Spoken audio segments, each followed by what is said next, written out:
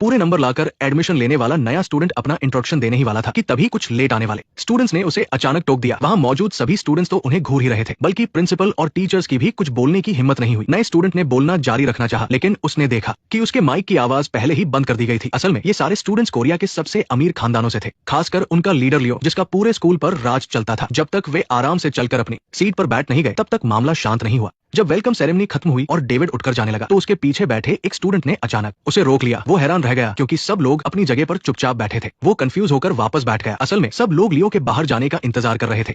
जब लियो पूरी तरह से हॉल से बाहर चला गया, तब जाकर सबने चैन की सांस ली, क्योंकि डेविड का ये पहला दिन था और उसे नहीं पता था कि उसकी क्लास कहाँ है। तो उसने पीछे वाले स्टूडेंट से बड़े प्यार से पूछा, लेकिन उस लड़के ने अजीब सा मुंह बनाया और मुड़कर चला गया। तभी सारा नाम की एक लड़की ने अचानक उसे रोका और खुद ही उसका नंबर मांगने लगी। डेविड थोड़ा कंफ्यूज तो था, लेकिन उसने नंबर दे दिया। जब वो मुड़कर जाने लगा, तो सारा के चेहरे पर एक अजीब सी स्माइल आ गई। कुछ देर बाद डेविड को आखिरकार अपनी क्लास मिल ही गई। वहाँ का माहौल देखकर वो हैरान रह गया। उस बड़ी और शानदार जगह में सिर्फ 4 डेस्क रखे थे। वो खुशी खुशी बैठने ही वाला था कि तभी पढ़ाने आए टीचर ने उसकी सारी उम्मीदों पर पानी फेर दिया। असल में ये क्लास सिर्फ उन अमीर बच्चों के लिए थी। डेविड की क्लास तो कॉरिडोर के सबसे आखिर में थी। उसे बड़ी मुश्किल से एक खाली सीट मिली, लेकिन कोई भी उसके साथ बैठना नहीं चाहता था। आखिरी लाइन में रखा वो टूटा फूटा डेस्क ही उसका नया ठिकाना बन गया। तब जाकर डेविड को समझ आया कि इस टॉप प्राइवेट स्कूल में पूरे नंबर लाने की कोई अहमियत नहीं है। यहाँ सिर्फ पैसा और बैकग्राउंड चलता है। और स्कूल ने स्टूडेंट्स को अलग अलग लेवल में बांट रखा था। आम घरों के बच्चे सिर्फ नीली टाई पहन सकते थे और अमीर बच्चे लाल टाई। हेलो दोस्तों, मैं हूँ मैक्स और आज मैं आपके लिए लाया हूँ एक जबरदस्त रिवेंज ड्रामा, हायरार्की। जब डेविड सोच ही रहा था कि इस स्कूल में कैसे टिका जाए, तभी एक आम परिवार वाले स्टूडेंट ने उसे चेतावनी दी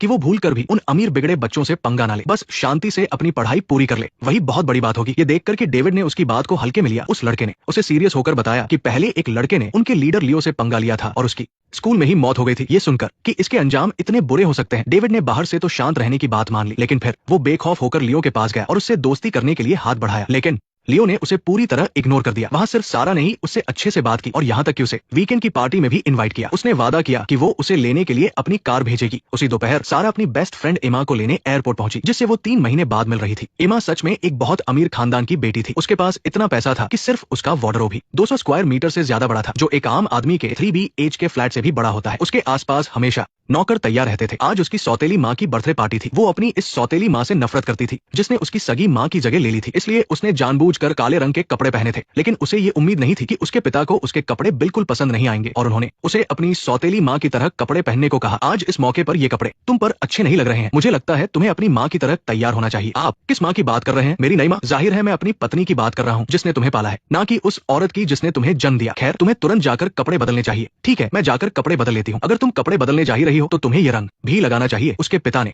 ना सिर्फ एमा को सबके सामने डांटा, बल्कि अपने हाथों से उसकी लिपस्टिक भी मिटा दी। इस हरकत से एमा को